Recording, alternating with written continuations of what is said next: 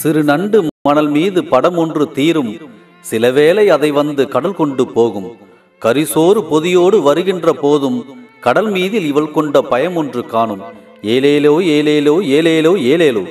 இப்படி கடலும் கடல் சார்ந்த நெய்த நிலப்பரப்பிலே கடற்காற்றை சுவாசித்து கடல் உணவுகளை புசித்து வாழும் பரதவர்கள்தான் இந்த மீனவர்கள்.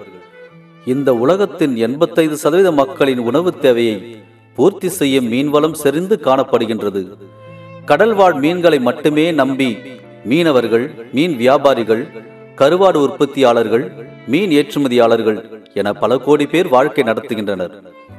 இவர்களுள் எல்லாம் முதன்மையானவனாகவும் கடலுக்குள்ளே இருக்கும் பொக்கிஷமான மீன்களை பிடித்து வந்து கரை சேர்க்கின்ற தனித்தன்மை வாய்ந்தவனாகவும் விளங்குபவனே மீனவன்.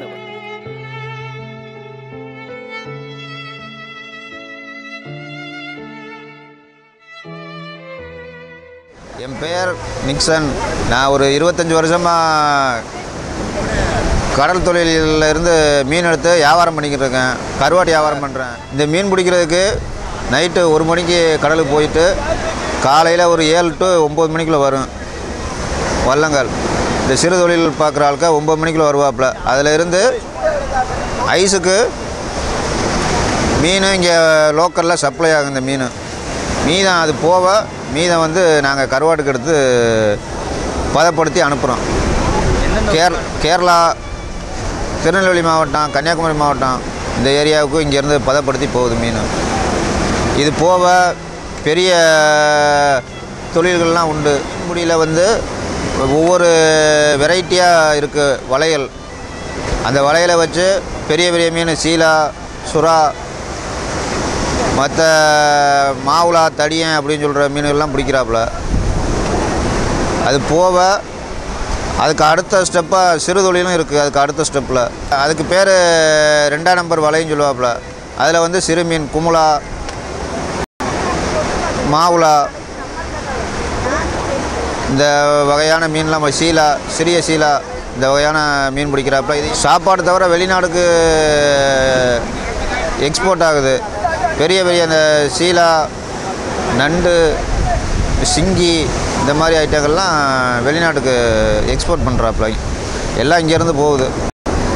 மற்ற மாவட்டத்தை விட இங்கே வந்து எல்லா தொழிலும் இங்கே வந்து இந்த ராமேஸ்வர தீவுக்குள்ளே வந்து தொடர்ச்சியாக நடந்துக்கிட்டு தான் இருக்கும். எந்த மீன்னாலும் வரும். அதுக்குண்டான வெரைட்டியாக எல்லாமே தொழில் இருக்குது. கொட்டும் மழை, கொளுத்தும் வெயில், வீசும் புயல், கடும் குளிர் என இயற்கை சீற்றங்களோடு எதிர்கொண்டு வாழ்பவர்கள்தான் இந்த மீனவர்கள்.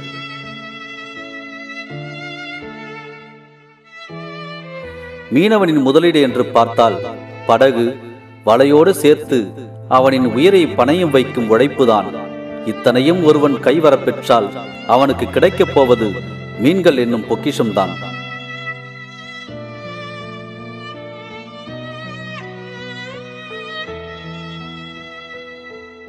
திரைக்கடல் ஓடியும் திரவியும் தேடு என்ற வாசகத்தை சதா நேரமும் சுவாசிப்பதே மீனவர்களின் வாழ்க்கையும் அதற்கு சாட்சி அவனின் தேடலும் பறந்து விரிந்த இந்த கடல் பரப்புகளிலேயே வியாபித்துள்ளது.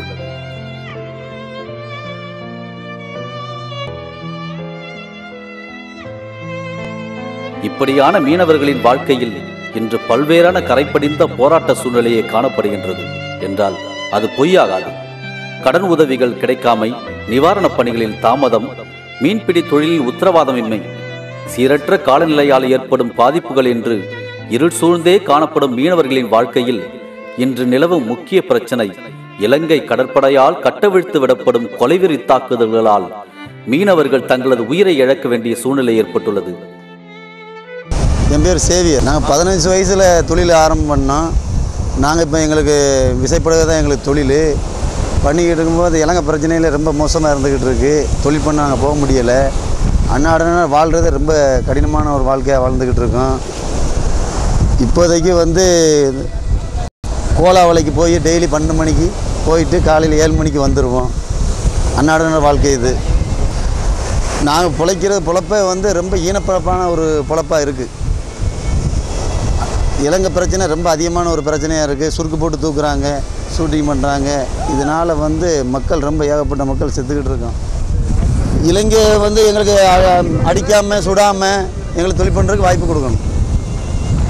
அது அரசு எங்களுக்கு முன்மப்பாக நின்று செஞ்சு கொடுக்கணும். இப்படி வீண் பலியாகும் மீனவர்களின் உயிருக்கு பாதுகாப்பு உத்தரவாதம் அளிக்க தவறும் இந்திய அரசு உடனே நடவடிக்கை எடுத்து இருளையே நெடு நாளாக பார்த்து கொண்டிருக்கும் மீனவர்கள் கண்களுக்கு ஒளியை ஏற்றி வெளிச்சத்தை உண்டு பண்ண வேண்டும் என்பதே எல்லோருக்கும் கனவாக உள்ளது.